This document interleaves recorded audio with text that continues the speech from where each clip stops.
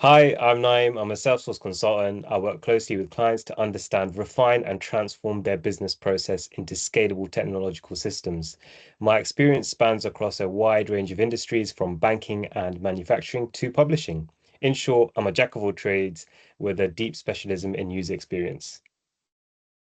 Hi everyone, I'm Kevin. Funny enough, Naim, what you've said there kind of really relates to me as well. I'm very similar in that respect. Jack of all trades, also delivering Salesforce solutions for clients across industries. And like you, I'm trying to make Salesforce be as simple as possible for users. But again, at the same time, have that lovely power and complexity behind the scenes that we all love. So I'm good to be here with you on this webinar, Naim.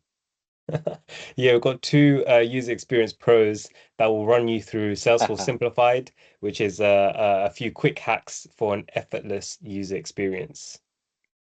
Salesforce pros, I like it. I like it. Right. So yeah, the first thing we want to run you through is, well, let's talk about our itinerary, which would be themes, path. So this is just a couple of the items that we're going to cover today and show you how to implement in your org. Yeah, the first thing is a new theme. So those who already use Salesforce might be using the standard Lightning theme. Salesforce has, rolled out something called the new Cosmos theme. Kevin, do you know anything about that? Good question. I think this came out. It's relatively recent, right? I think it was winter Uh-huh. 25.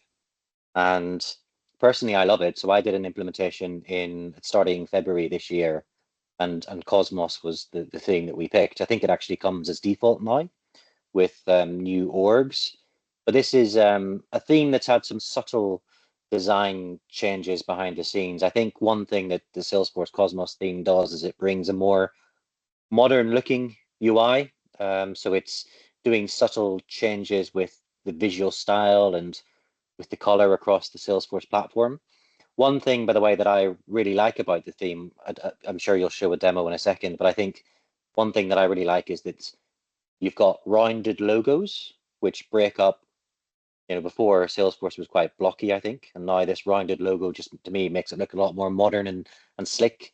And then also the list view label, I think, is a bit clearer. It looks a lot nicer whenever you look at list views.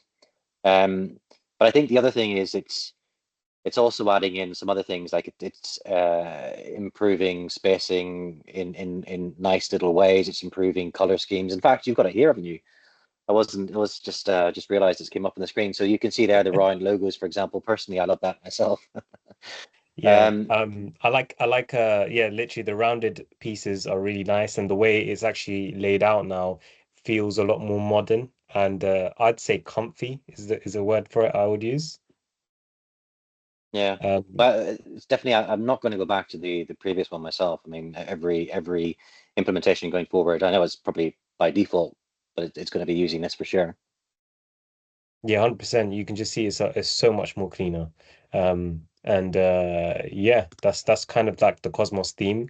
To By the way, activate is yeah. apparently, I don't know if Mhm. you've heard this as well, but I heard that the Cosmos theme is built as well for optimizing performance.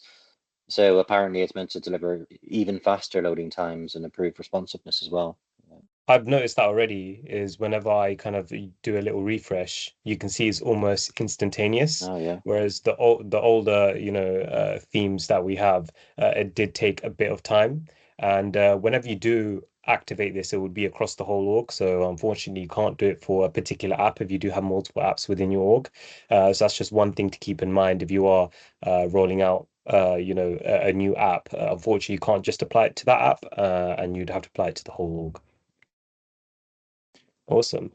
So yeah, that's kind of how that's an easy one you can pretty much do, and it's pretty low risk. And yeah, I always recommend doing it as you you turn get it's in themes and branding, isn't it? Now you turn that on themes and branding in yeah, the setup, it's right? it's super Yeah. easy. Essentially, you kind of just go into setup and you search for your themes and branding. And once you're in here, you can actually see it comes standard with Salesforce, or you can customize yourself. So you can see the one I'm using is actually customized, where I'm able to change some of the accent colors. So if I go into edit, you can actually see I've gone with Ooh, a different color palette nice. here, and you can apply your own logo as well. So again, very customizable. Have you seen any And clients or anyone switch across to this? I know it's really easy to do, but have you seen anyone actually do it yet? Like most um, of the clients that have been pre-existing for Salesforce that I've seen are still on the old one. They haven't. They some of them don't even know about this actually.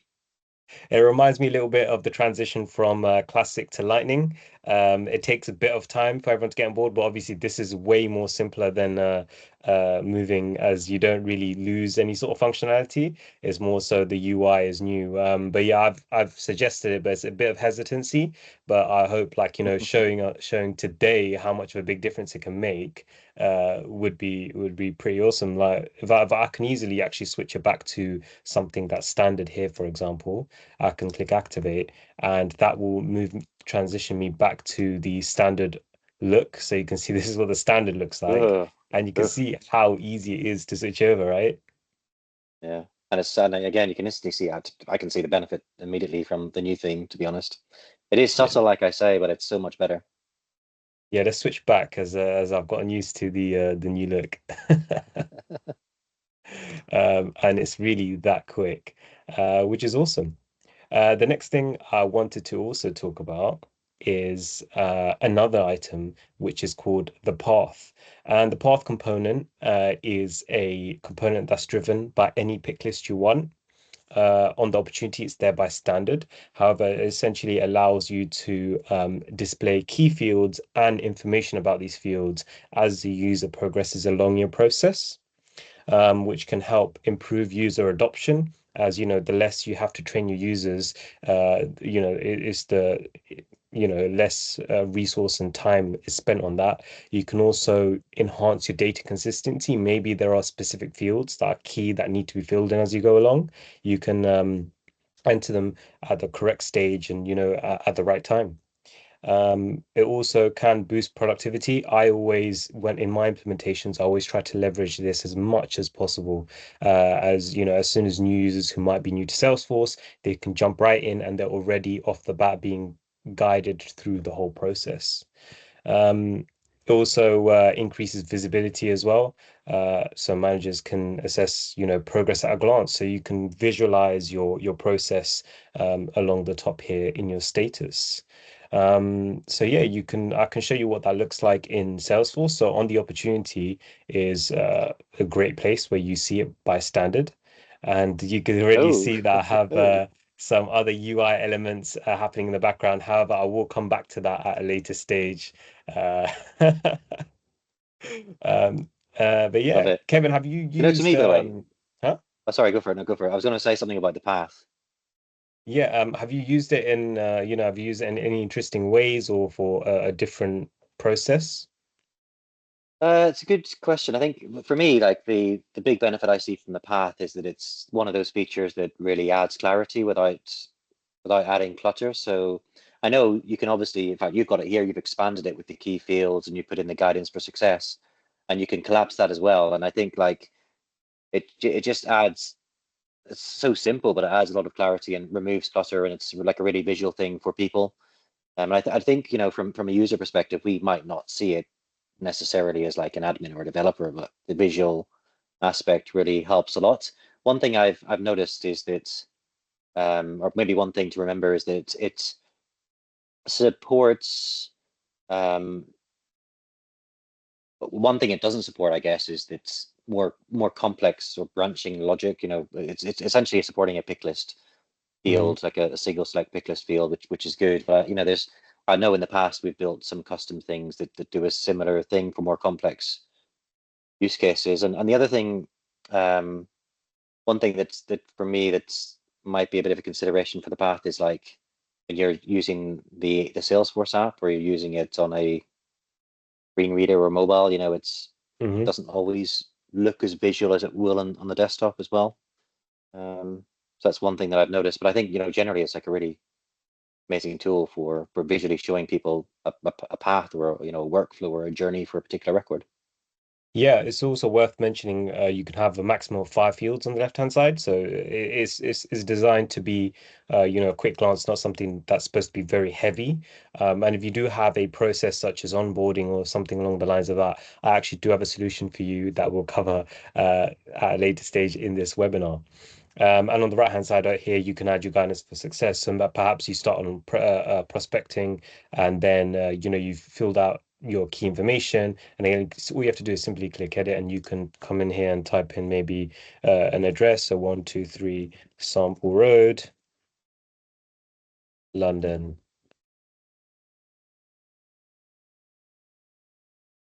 And all you have to do is click save, and you've saved that information, and it will save it against the actual record as well.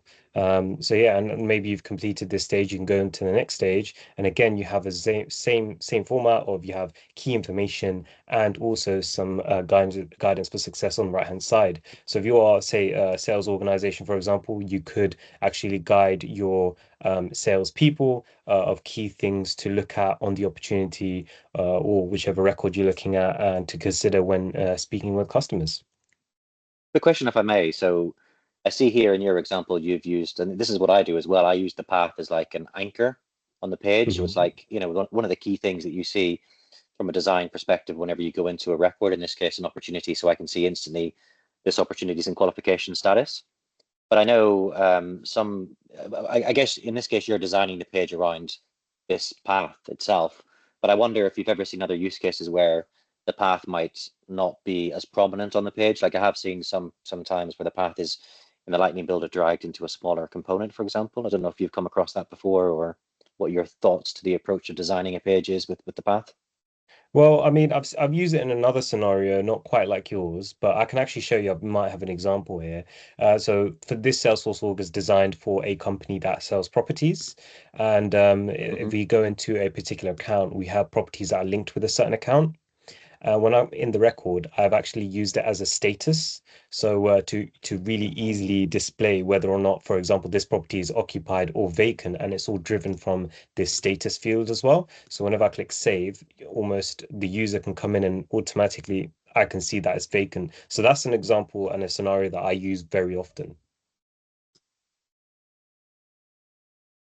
Yeah, that's it's a good one. Again, very simple, isn't it? And very, very visual too. Yeah. So yeah, I'd say it's easy to implement, and it helps you with your business process. We also have next would be dynamic forms. Now, there's been a lot of development in dynamic forms, which is Salesforce, well, the Salesforce term for the technology behind the layouts. Particularly is we're looking at the conditional formatting and conditional visibility. Um, so conditional formatting is being able to, highlight key information instantly and on the page without code, right? And then on the right hand side, we have conditional visibility. This will give you the ability to hide and display components based off any sort of data points on your record. So you might want to make certain fields appear when you have a scenario, and others not. So this will help you, keep your layout clean and looking good. What does that look like in Salesforce? I do have an example for you. So if I head into opportunities, um, and here you can almost off the bat see we have a little icon next to our estimated value. So, and you can also see another one near seller motivation. So what you can do is taking the value that's in this field, you can use that to drive the icon that you would like to display. What I have initially is the estimated value, and this is driven off the estimated value field here. So if I wanted to say, perhaps if I change this to a high deal value, maybe something that's 600 and 10,000, 600,100, and I click save. Ah, I'll just save this. I'll come back to that. You can see that it's updated to Ah, green. it's green now. And Yeah. yeah, yeah, it's great to see you can actually do it on a number scale. So you can do different brackets. What I've done here is actually set the bracket to three different brackets. So under 300,000. So if I also go to 200,000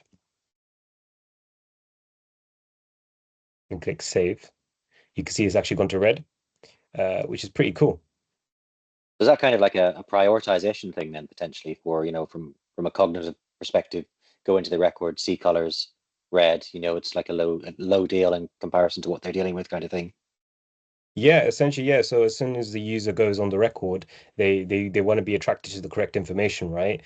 So if it's, something that's might be an estimated low value and the seller motivation is high, it might be something that's easy to sell. So again, if they're on the record and they can automatically pick these things up.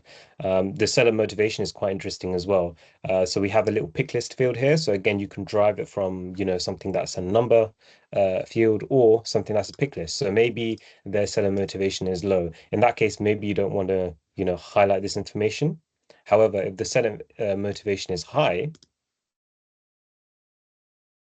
you can see that we have, a red alert to notify this user, you know, this might be a quick and easy sale. So let me put some more effort into getting this over the line.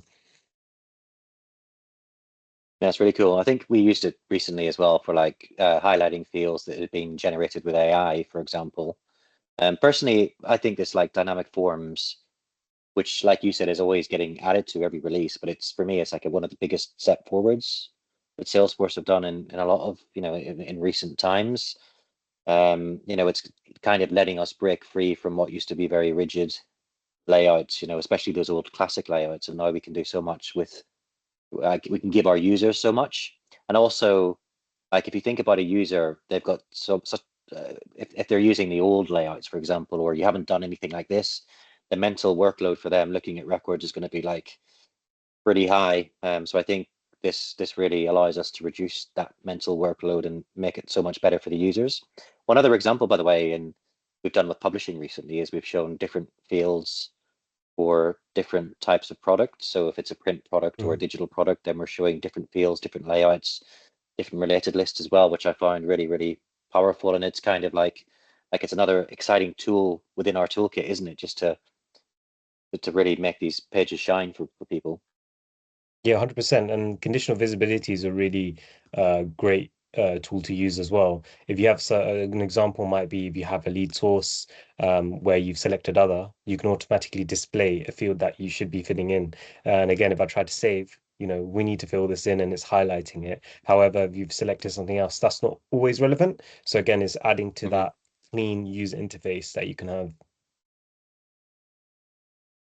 Did you notice there is one thing I noticed actually in a project is it's not available on all standard objects yet, I think. I think it's definitely available on all custom objects, but I think there's one or two standard objects where I tried to do something with this and it wasn't available yet. I think one was events, I think. I don't know if you've come across that yet.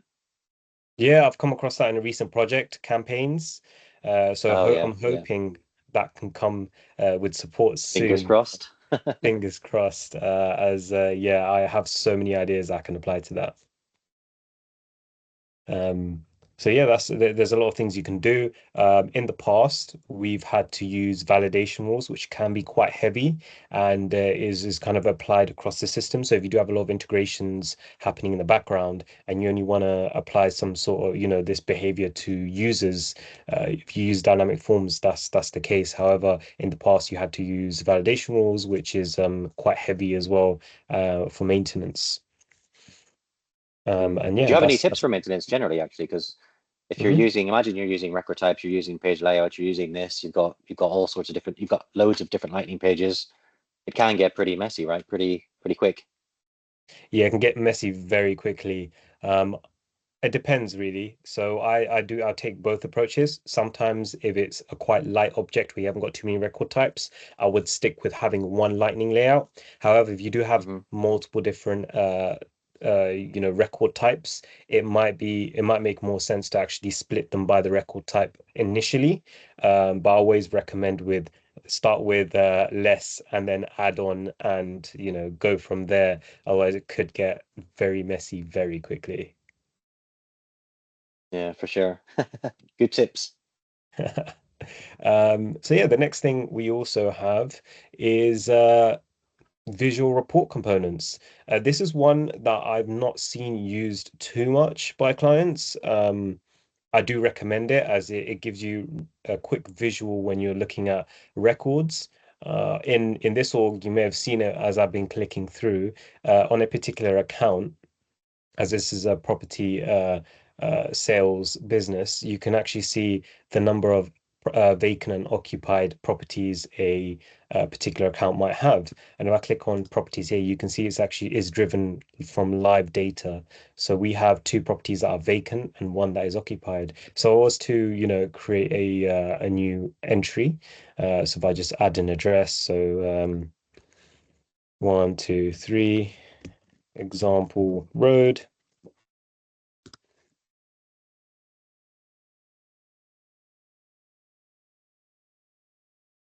And then I just select, say, maybe I go with vacant, and I can select a property type and just a number.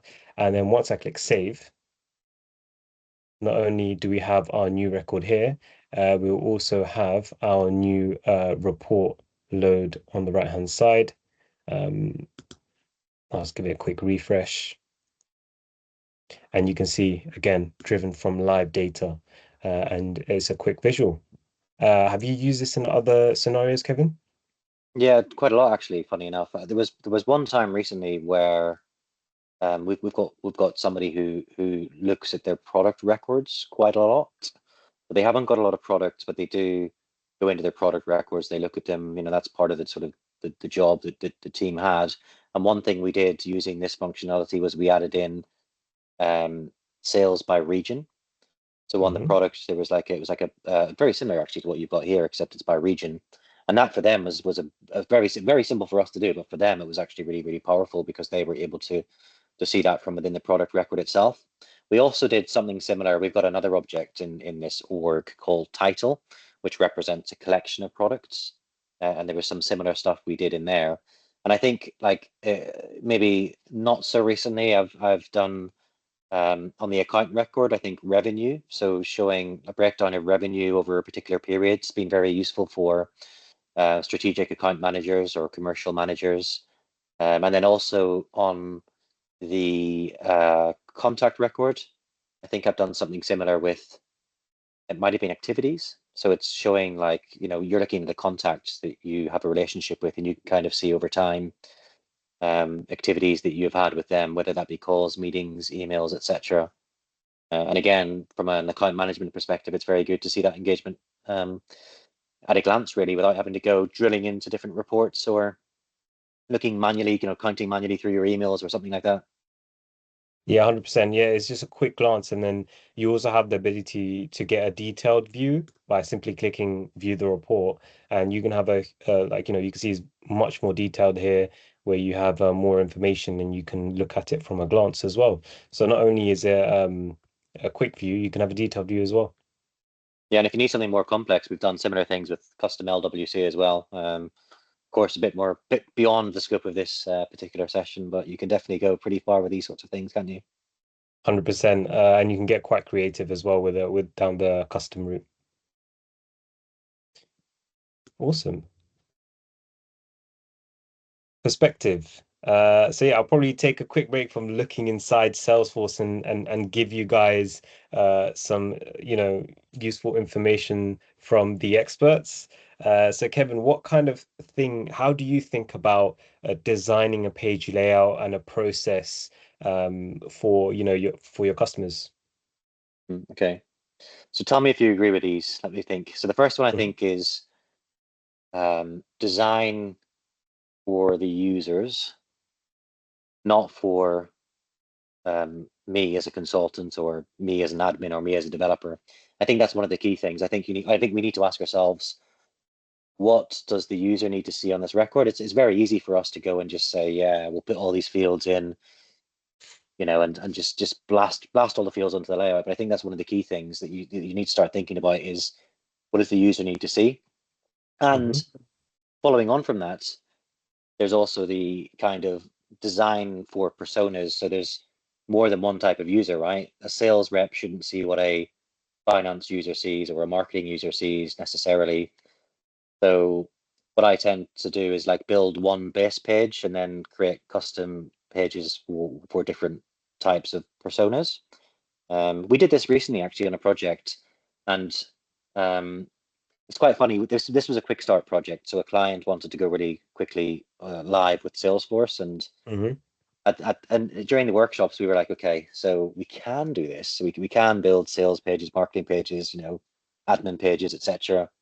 but it's going to add to your timeline, etc., etc. So what we did, funnily enough, was we did um, one view for everyone first, and then pretty much straight after go live, within the first month, we then started tweaking the pages for the different personas. So, but at least what I would say there is at least we were thinking about this. We were designing for the users, we were thinking of a plan, we were making sure that they were getting exactly what they wanted to see. And that's probably, I mean, one thing that came up there was grouping fields logically as well. So on the Hmm. page layouts, I remember the feedback I got on UAT was like, why are these fields at the top of the screen? And I said, oh, well, this is important to sales. And the person was like, okay, well, actually, for me, the stuff I want to see is at the bottom of the screen. Hmm. And it was kind of what we did eventually was took those groups. They were logically grouped. They were just in the wrong place, so we were able to move them around. And I think like placing the key fields at the top is important. You've got the banner at the top, for example. So make use of that. Make sure that the key fields are on the banner or at the top of the screen Yeah, I as couldn't agree well. more. I 100% agree with your approach. There's the saying, crawl, walk, and run. So 100% having a base page that users can, get familiar with, and then actually figuring out, these are the key fields that are important to me, actually saves time in the long run as well. As not only are the users getting hands-on as they're using it every day, you're able to take that feedback and implement it back into the layouts, which is a great iterative way to work. And in my opinion, I do exactly the same thing. I sit in the user's shoes. I think about what is my role and what will I do on Salesforce and how does that affect the layouts. And some of the key things I do in Salesforce is you can see on an account. Whenever I go into an account, the key information I'd probably think about is who are the key contacts for this account and who can I contact. So from that perspective, I can see I have my contacts right at the top, and with a long layout, related list even at the top with key information such as the title, the phone, and email. And then you can also see I've introduced tabs where, properties might be, a key bit of information that I want to see straight away off the bat. And again, it's so important that I've added, the property report view on the right hand side here as well. Yeah, and if you don't do this, you're just going to suffer. Like nobody's going to use the system. They're going to be like, well, I can't see what I want to see. Hmm. Uh, the columns aren't there. I've got to go and 75 clicks into a report to see what I want to see. People are just going to be like, oh, I'm not using it. So this is like really crucial, I think, for any implementation. Can I ask a question as well? Like one other thing, one other approach I try to do where possible is like the less is more approach. So, Hmm. sometimes people will say, if you show them a list of fields, they'll say, yeah, these are the five crucial fields I need to see. And then they'll go through the other fields and they'll always find some reason that's, maybe once in a blue moon, I need to see this particular piece of data. So I try and do less is more and, say, hey, if you need to see that, you can, but why have it on the page every day just to see it, once in a blue moon? Exactly. And yeah, that's the key thing about splitting up the fields as well. So one thing I've seen an example is on opportunities, I've often seen customers that have quite a bit of information to fill out. They will section the fields by the stage. So you almost fill in section by section. So if you're in the qualification stage, you can almost go here for, maybe a qualification section and have all of your key fields there. And then, yeah, it's a good point. And the buttons are quite interesting as well. Like we talked about fields, but then on your example here, you've got three buttons and then you've got the drop down with more actions as well there. And I think, it's not just the field. You've got to think about, okay, the key actions, whatever they are for those Hmm. personas need to be right there and visible. And then the least used actions, would be hidden behind that drop down. And if you don't use an action at all, don't even have them in there as well. So it applies more to the field. It's everywhere, Hmm. isn't it, on this layout? Yeah, and you don't want to overwhelm the users, especially if you're new to True. Salesforce. If you just see a lot of things on the page, it might overwhelm you as well. It's quite funny. I went into an org once and there was like three buttons that all had the same name, and then it was like A, B, and C on it. So it was like generate quote A, generate quote B, and generate. And I was like, what is it? And we pressed the button. It looks like it's doing exactly the same thing, which is quite funny. So yeah, they needed a bit of work. Another thing that's worth mentioning as well, I think, is iteration with real users. Like it is Hmm. very easy to skip getting feedback from users, but always get at least one or two people, one or two representatives from each department to test it, continually give feedback. And I don't know about you, but we've recently used in-app guidance to help Hmm. navigate people around and show them why the layout's been built for them. And then we even used surveys as well, the Salesforce surveys to gather feedback post go live. So it's an evolving process. Yeah, yeah, 100% in-app guidance. That's something I've set up for a customer recently, and essentially it's a chain of flags that you can and that will highlight components on the page. So it could be running them through how to use a particular app, or maybe this particular page you want to highlight this button does X, Y, Z. These fields are for this. Um, so yeah, that's great. That's a great tool that you can use to train your users, and it's very light and easy to implement. That's it. And one other question: where do your eyes go first? Whenever you open a record, where do you look at first generally? Straight here in app Top left? guidance. Uh, well, Okay, uh, well, this area here, something that's visual. So I always go to the path. Yeah. okay. So yeah, How and about you? that's so it's the same for me actually. But then if the path isn't there, I go top. I would go to details. Like I would just go to the top left of the screen. Hmm. Um, so that's quite funny. We did an experiment with Mark, our founder, recently, and he was we were looking at within the company who goes where whenever like where do you go? Where do you focus first whenever you look at a record? And I think 90% were the same region that we've just said. Funny enough, there were other people that look in other places. But it's those sorts of things that they're quite interesting to take into account as well. Because I guess that's where you want to have the most important data, right? Yeah, that's really cool. I've never thought about it from that perspective. As you know, you have a sample group of users that do certain roles. Their eyes may go to certain different areas. Yeah. It's always interesting experiments. So yeah, that's our perspective. So yeah, in summary, get feedback from the users, think in their shoes, iterate over your pages, and have fun with it. Um, Screen flows. So you may have heard of what a screen flow is. It is an interactive automation that you can design using click and point tools from Flow within Salesforce, and it can be used to guide users through a step-by-step process, which is easy to follow and reduces errors.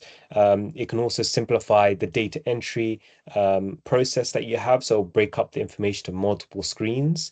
It can also ensure, data accuracy and completeness, and you can validate your inputs in real time. So perhaps you want to validate that a phone number is provided in a certain format. Salesforce Flow can actually handle and validate the data that you're inputting into the system as well. It can also improve the user experience, and also increase efficiency and reduces admin work, and allows, the data for better data completeness. So to show you what that looks like in Salesforce for our property sales company, they have under their account they have many properties that are registered, and whenever a new property is registered, they need to complete onboarding. And onboarding can be filling out some basic fields, or you might be actually on the phone to the customer while you're doing your onboarding. So what you can do with the screen flow is you can trigger it using a button on the screen. So Kevin talked about buttons earlier. So you can strategically have key buttons to help you with processes such as collecting information. So if I go ahead and click on onboard property, you can see it's launched a screen for you, and you can see you have a little progress bar at the top, and you can see, confirm the following information with the property owner. So maybe you want to find who the contact is. So for this, maybe the contact already exists in the system, or you can search or select someone, and then you can ask them whether or not they are the property owner. So you can say yes, and then if I click next, you can see it's taken that contact that you have in the system and it's displayed their key information. So you might be on the phone with the customer and say, "Oh, can I just confirm your phone number? Is your email correct? How about your date of birth?" And again, that's an easy way to confirm the data is correct without having to click in multiple places on Salesforce. So not only is it a great user experience, you're actually improving your data quality as you go along. And then I guess that's going to create a contact, isn't it? Whenever you save that. Yeah, Oh, so it's you still have an going. option. So if you pre-selected a contact that you already have, it will Hmm. allow you to confirm it. And if you want to create a new contact, you can also leverage the same process to create a new contact as well. Nice. And then you can see we've already we inputted the address when we created the property, but maybe it's incomplete, or you might want it. So, for example, here you can see how's the energy performance certificate? Do they have one? Yes, no, is it applicable? You can come in here, fill in all this information, and maybe you want to double check this. And then as soon as you click finish, it will then save all that information against the record.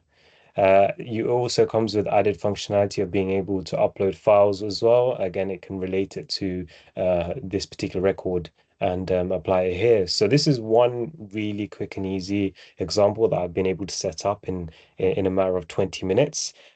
Kevin, have you come across any other examples where you've used ScreenFlow? Yeah, loads. I see them myself as like a bridge between a great UI and powerful automation. You know, they're collecting input, they're performing logic, they're updating records, doing all sorts of stuff. I think some use cases I've done recently is from a sales perspective, so guiding sales reps through lead qualification. Hmm. So, sets of questions that get them to think correctly about their leads. Also renewals. So when it comes to like subscription business, there's a flow to generate, we did a screen flow to generate a renewal with minimal clicks. Again, there was some updates on like, certain things which impacted the renewal itself. And then in Service Cloud, a huge amount of use cases, some of them that you've shown there. I think one recent one was an escalation flow. Hmm. So if you think of a caseworker who's stuck on a case, for example, there was a use case where they wanted a button that triggered a flow like this, that prompted the user to input escalation reasons, add notes, and then this ultimately, I think, sent either an email or a Slack message, updated the case status, and again got somebody onto that case pretty quickly. And then, I mean, from a publishing perspective, like we deal with a lot of publishers, we've had we use the ScreenFlow for inspection copy requests. So some of our clients have Experience Cloud portals where they Hmm. showcase some of their products, and what they can do is they can launch a screen. Me as somebody looking at a product, so me as a instructor at a university, for example, or an academic, I can look at the products and I can follow through a screen flow, putting in my details to request a copy of that particular product. So I mean, there's it's such a powerful use case. There's only one thing I would change, if I'm honest, with the screen Hmm. flow, and I know some other people would agree with me. So it'd be interesting to hear what you think. But it's probably um, the what's the best way to put it? The sort of the look and feel. I would love to have a little bit more control declaratively over that, without having to. Although it does look nice, though. It does look nice. But there's just, certain use cases where clients have said, hey, look, I'd like to do this. I'd like you to place that here, for example, and it's not been possible without Hmm. code. So just some little extra things I think would be lovely, which we are getting, to be fair. Yeah, I've had an example where a particular customer wanted to actually confirm information about an account against a company's house. So what we were able to do is using code, we were able to connect to company's house using the API that's provided, and we were able to retrieve that information and pull it back into the screen flow, allowing the user to confirm the information. So there are more That's cool. possibilities out there through code, being able to retrieve information from different places, which is pretty cool. Awesome. And then kind of last on our list is I wanted to include something custom. You may have seen a sneak peek of this beforehand. Essentially, by standard, you are able to have a bit of confetti on your stages, but it's very standard, is what I want to say. The confetti looks the same. And perhaps you want to display certain information, get your users excited. Um, I like to use this coded solution. And again, it is kind of out the box where you can install it. So I just wanted to give a shout out to um, Nar and Singh from PandaForce. So this person was able to create a nice little package for us where we're able to display emojis when we go to a particular stage. So again, you can custom solutions do exist out there as if you're encountering the challenge, chances are someone else has encountered it as well. So again, Salesforce does have the App Exchange for many customized solutions for your challenges. And in Salesforce, I've implemented this for customers before, where maybe you get to a certain stage and it might not be closed won, but it's very significant. So, for example, on this opportunity, if the salesperson has reached a proposal or price slash quote, if I click mark this as complete, you can see we've used emojis here. And again, I've added in the fish emoji as we are ribbon fish. So staying on brand and you're able to completely customize which emojis you have. Nice, nice. So yeah, this is just an example of a customized UI component. Kevin, have you come across anything that's customized before or anything you've done custom, like maybe an LWC? Yeah, we've done a lot of custom screens and things, and to make, it's trying to find a balance between what Salesforce can do out of the box and what a client wants, and sometimes there's a need to do it. As an example, this is quite an old example, but one that was very common before Salesforce brought in the Kanban view. It Hmm. was very common for us to build like the equivalent within code. So yeah, like this.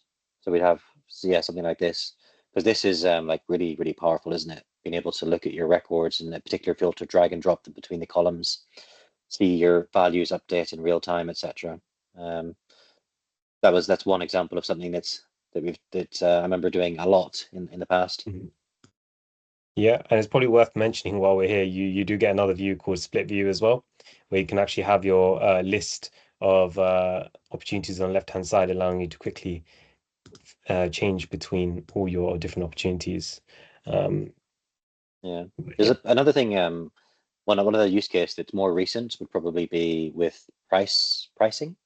Hmm. So, do you know, whenever imagine you're like, you've got loads of price books, loads of products linked to the price books, and you've got loads of prices to update every year, for example, then one thing that we've done is we've kind of built a screen. It's the best way I would describe it without showing it to you is like within Salesforce, it's like an Excel spreadsheet where you've got all your prices for a particular, I think we did it by by type. So we had like multiple prices for multiple price books in an Excel, and you just went through essentially and you changed the prices. And there was more to it than that. We had visuals of like what the price was last year, what it was this year, etc. But that was like another example of something that we've done to really go wild on what Salesforce offers out of the box. And the idea there was to save a lot of time with clicking through different screens and doing what they used to do in the old way. Yeah, so yeah, definitely a lot of customized options out there, and yeah, you can go very wild with that. So yeah, that kind of brings us to the end of this webinar. So thank you for listening, and if you do have any inquiries, feel free to contact us via email at contact@ribbonfish.com, or just drop any of us a LinkedIn message, and we're always happy to discuss further. Thank you so much, everyone. Cheers, everyone. Bye.